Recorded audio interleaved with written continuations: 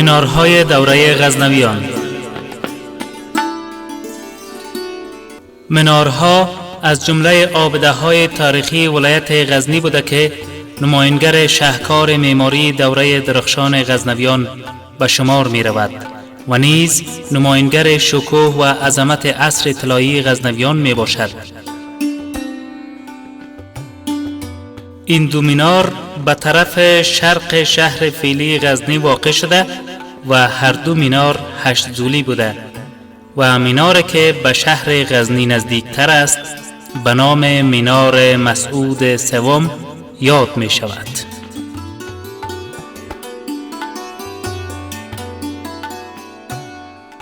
و در این مینار به خط کوفی نگاشته شده است: بسم الله الرحمن الرحیم، السلطان العظم ملک الاسلام علاءالدوله الدین مسعود ابن ظهیرالدوله امیر المؤمنین ابراهیم خلد الله ملکه.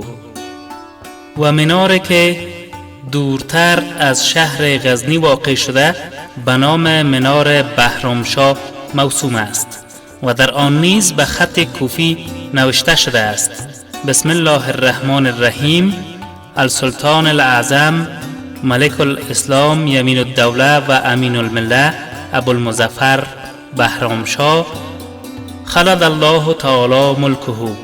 میناری که به نام مسعود یاد می شود یعنی میناری که به طرف شهر غزنه نزدیک است با عالی ترین تزئین نوع اشکال هنری تبارز می کند.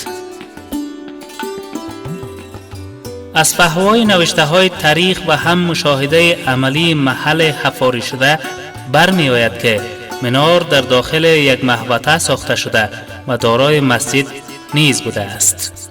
مینار بهرامشاه نیز مانند مینار مسعود اعمار گردیده، اما نوشته آن ساده تر به نظر می رسد و گفته می شود که در دوران حکومت غوریان بعضی تزئینات هنری در آن صورت گرفته است.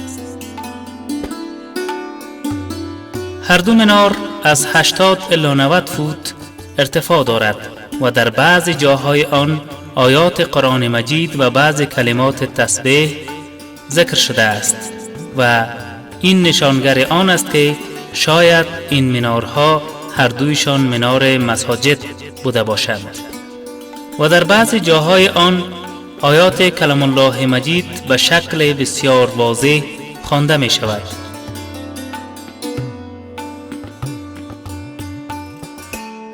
این مینارها از گچ و چونه و نیز خشت پخته در نهایت استحکام ساخته شدند.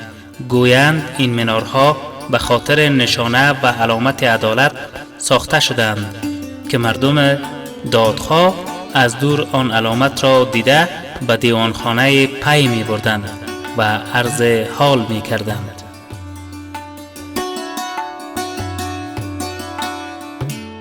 این مینارات از شاهکارها و ظرافتکاری‌های دوره و عصر طلایی غزنویان به شمار می رود که هویت و مدنیت غزنه را به صورت بسیار درشت تبارز می دهد و تا الحال مفخر مردم این مرزبون می باشد.